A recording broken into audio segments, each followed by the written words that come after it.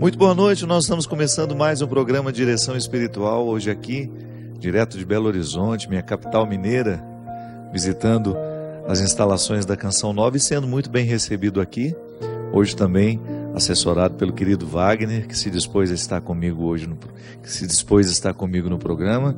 Obrigado, Wagner, que Deus te abençoe, meu amigo.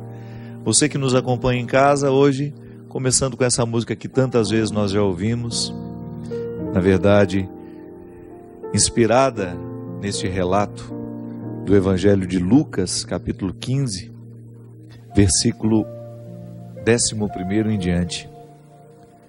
Jesus está neste momento fazendo um discurso para aqueles que o ouviam a respeito da misericórdia de Deus.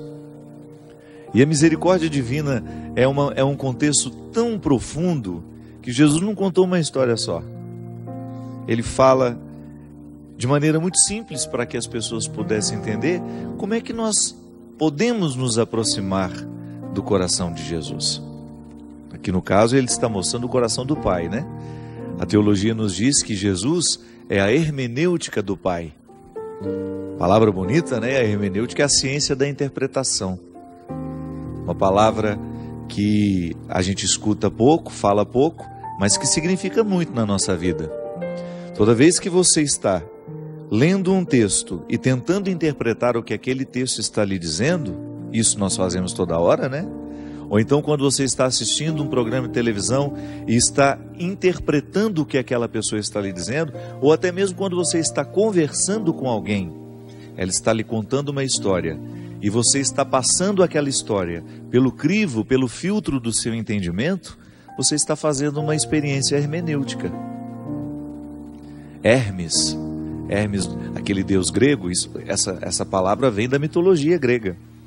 É aquele que contou, interpretou os segredos dos deuses e contou aos homens. A hermenêutica é a ciência da interpretação. É a oportunidade que nós temos de compreender um texto a partir de regras estabelecidas pela própria razão, pela própria inteligência. A gente entende um texto pelo contexto.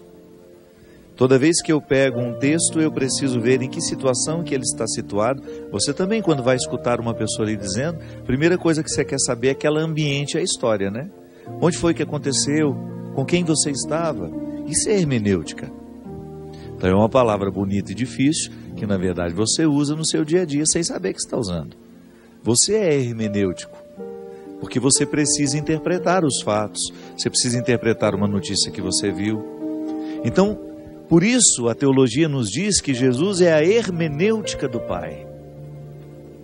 É a interpretação definitiva, plena, que Deus poderia fazer de si mesmo através de seu Filho. Melhor, que Ele poderia entregar a nós, para que nós pudéssemos interpretar quem Ele é, a partir daquele que se revela em Jesus. Jesus humanamente, vivendo como Ele viveu, falando o que Ele falava, Ele nos deu acesso ao céu. Ele nos deu acesso ao pleno conhecimento do Pai. Então não há equívocos. Se você quiser conhecer o coração do Pai, você terá que ler os Evangelhos. Você terá que ter um contato direto com Jesus, através dessa palavra inspirada, que nós acreditamos ser sagrada. E é aqui, neste contexto em que ele está falando da misericórdia do Pai, que ele conta a história do filho pródigo, que inspirou o Fred e o Márcio para fazerem essa música, Tudo é do Pai. Ele diz: um homem tinha 2 filhos. O filho mais novo disse ao pai: Pai, dá-me a parte da herança que me cabe. E o pai dividiu os bens entre eles. Poucos dias depois, o filho mais novo juntou o que era seu e partiu para um lugar distante. E ali esbanjou tudo numa vida desenfreada. Quando tinha esbanjado tudo que possuía, chegou uma grande fome àquela região e ele começou a passar necessidade. Então, foi pedir trabalho a um homem do lugar que o mandou para o seu sítio cuidar dos porcos. Ele queria matar a fome com a comida que os porcos comiam, mas nem isto eles lhe davam. Então, O filho caiu em si e disse: quantos empregados do meu pai têm pão com fartura, e eu aqui morrendo de fome? Vou voltar para o meu pai e dizer-lhe: Pai, pequei contra Deus, pequei contra ti, e já não mereço ser chamado teu filho. Trata-me como a um dos teus empregados. Então ele partiu e voltou para seu pai. Quando ainda estava longe, seu pai o avistou e foi tomado de compaixão. Correu-lhe ao encontro, abraçou-o, cobriu-lhe de beijos.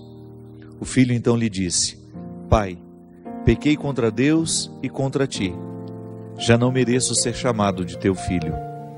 Mas o pai disse aos empregados: trazei depressa a melhor túnica para vestir meu filho, colocai-lhe um anel no dedo e sandálias nos pés. Trazei um novilho gordo e matai-o para comermos e festejarmos, pois este meu filho estava morto e tornou a viver. Estava perdido e foi encontrado. E começaram a festa. Veja bem, esse evangelho que tantas vezes nós já ouvimos, foi uma maneira, essa parábola, Jesus gostava de falar de maneira que as pessoas pudessem entender. Ele contava histórias. Essa história está a serviço desta teologia que Jesus já tem dentro do coração dele como essa missão, essa vocação inerente a ele, e que depois se torna nossa também, né? Porque isso é muito interessante. A nossa vocação cristã nos coloca em íntima comunhão com o coração de Jesus, para que a gente anuncie o mesmo que ele anunciou. O que ele pretende com essa história? Convencer as pessoas que o ouviam de que Deus Pai é misericordioso. É fácil a gente entender. Jesus estava numa época, num contexto religioso, onde as pessoas não podiam nem pronunciar o nome de Deus.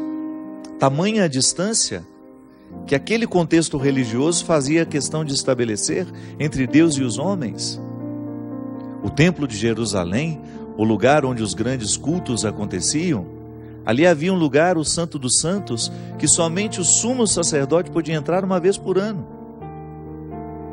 O acesso a Deus era muito restrito, muito poucos podiam ter esse acesso.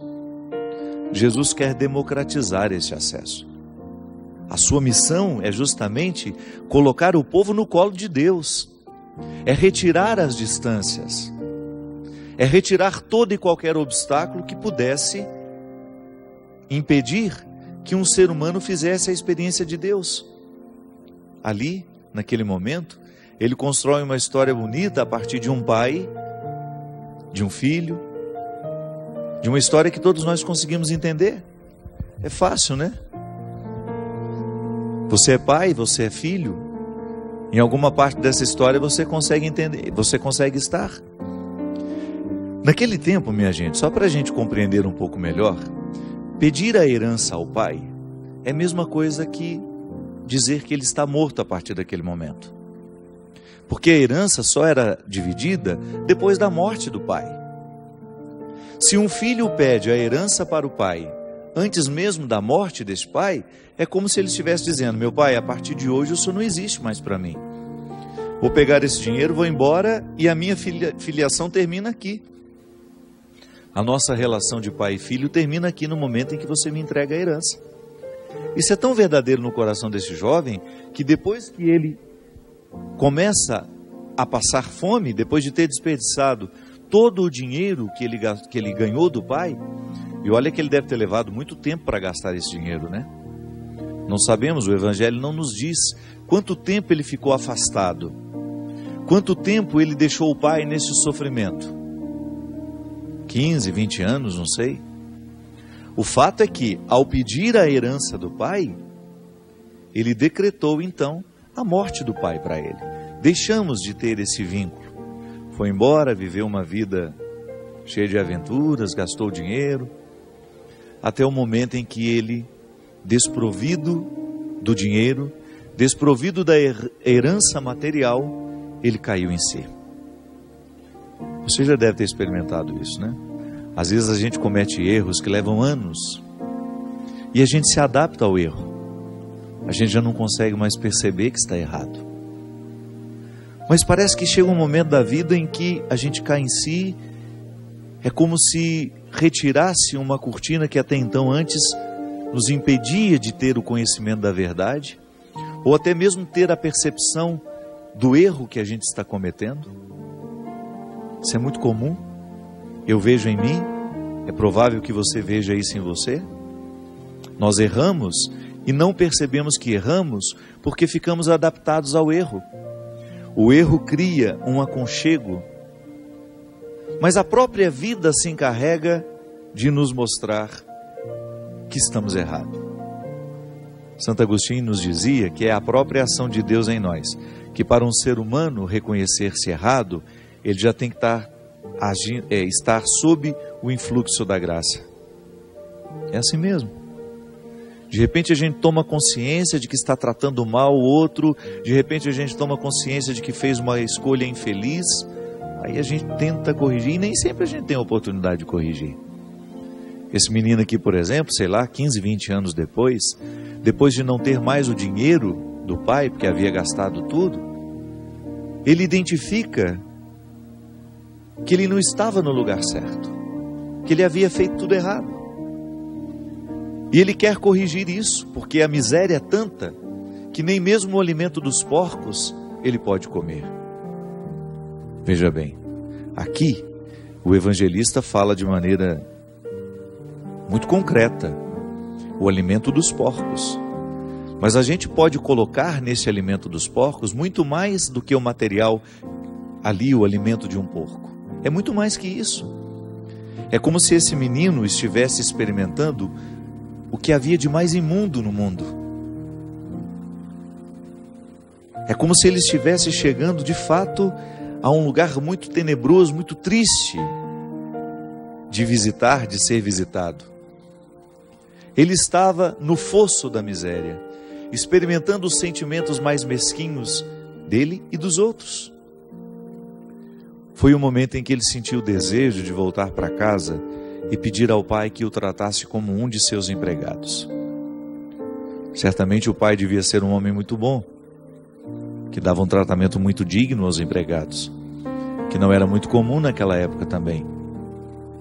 Muitas vezes a visão que se tinha do empregado é que aquele que o servia era uma espécie de escravo. Não. Ali este homem já possuía um coração mais evoluído, né? Podemos dizer. Se ele tratava bem os empregados, vou voltar para lá e quem sabe ele me trata como um dos seus empregados, porque ser empregado do meu pai, que é um homem misericordioso, é muito melhor do que ficar aqui, comendo a lavagem dos porcos. O primeiro passo que faz esse menino, ou melhor, o primeiro sentimento que faz esse menino querer dar um passo na direção do seu retorno, é justamente o reconhecimento da misericórdia do pai. Ele identifica que o pai trata bem os seus empregados. Ele se agarra nesse fio de confiança.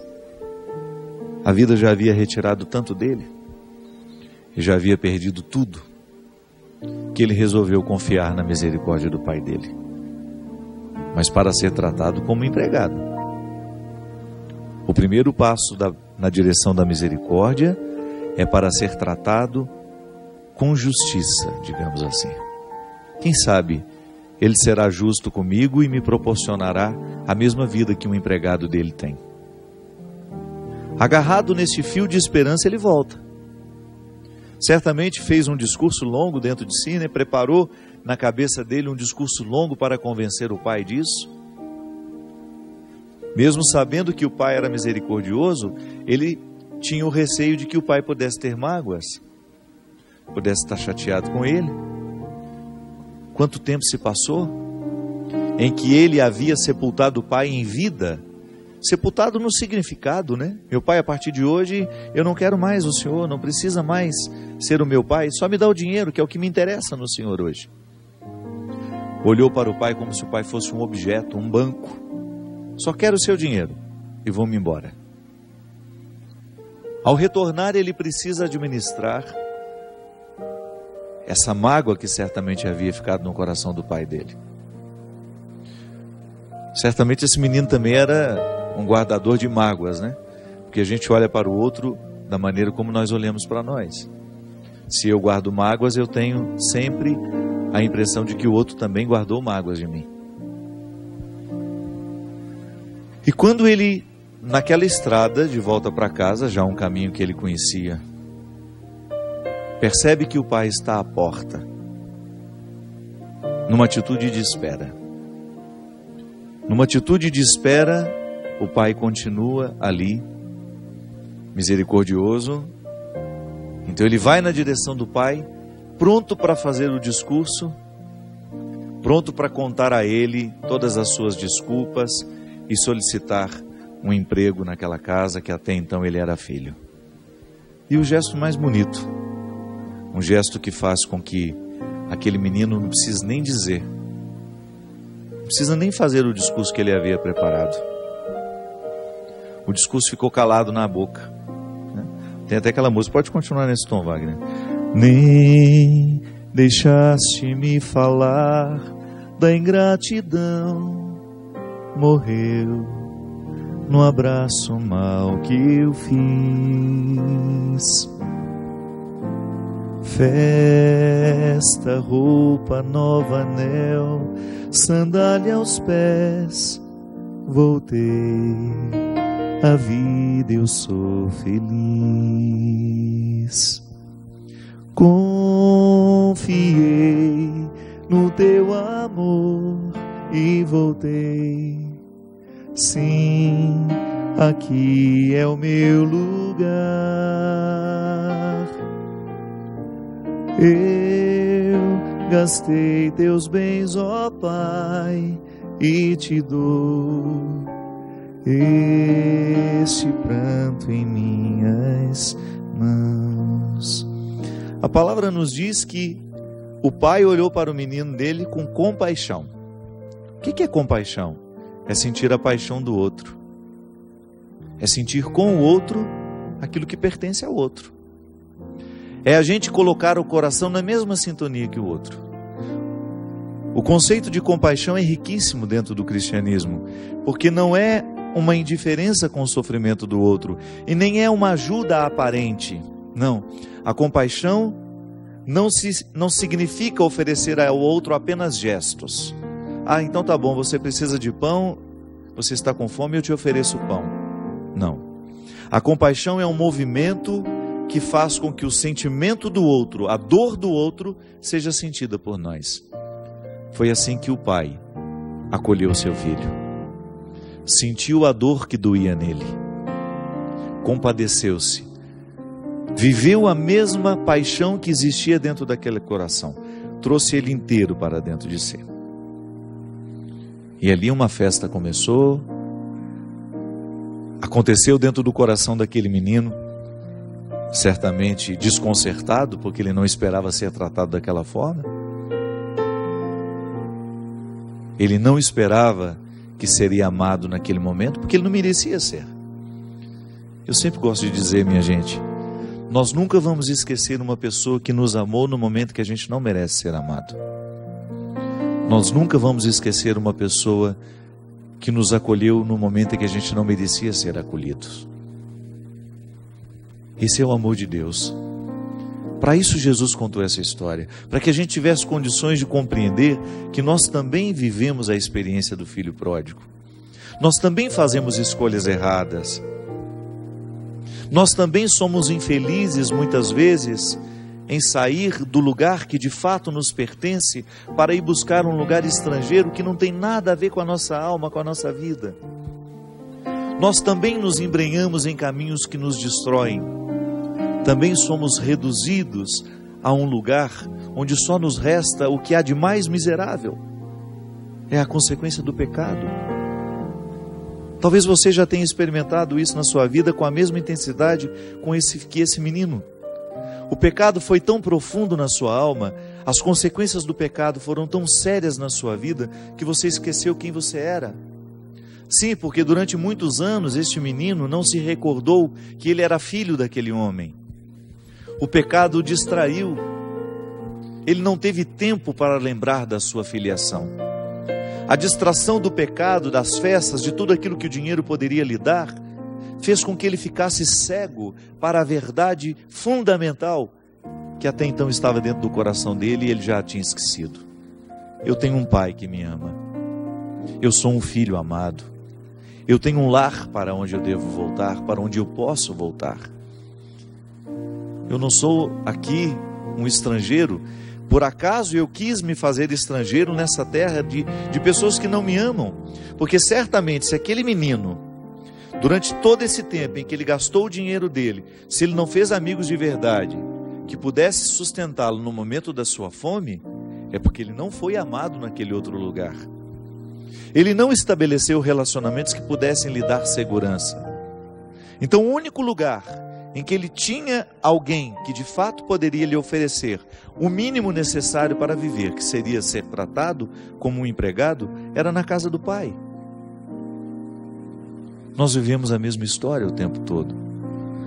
Quantas vezes nós trocamos pessoas que nos amam de verdade por pessoas que querem apenas aproveitar daquilo que a gente tem, do dinheiro que a gente tem, ou da alegria, do prazer que a gente pode proporcionar? Nós pecamos terrivelmente contra a nossa identidade. Pecamos e desperdiçamos uma oportunidade de ser feliz de verdade, de ter uma realização humana, de estabelecer para nós uma vida que vale a pena ser vivida. Agora, o bonito dessa história, e que Jesus faz questão de que todos aqueles que estão ao redor aprendam, é que nunca é tarde para a gente voltar, corrigir aquilo que a gente errou. Nunca é tarde para a gente ter a oportunidade de desfazer os nós dos equívocos e restabelecer os laços, os vínculos que nos dão a segurança do nosso lugar. Confiei no teu amor e voltei. Sim, aqui é o meu lugar. Eu gastei teus bens, ó Pai, e te dou este pranto em minhas mãos.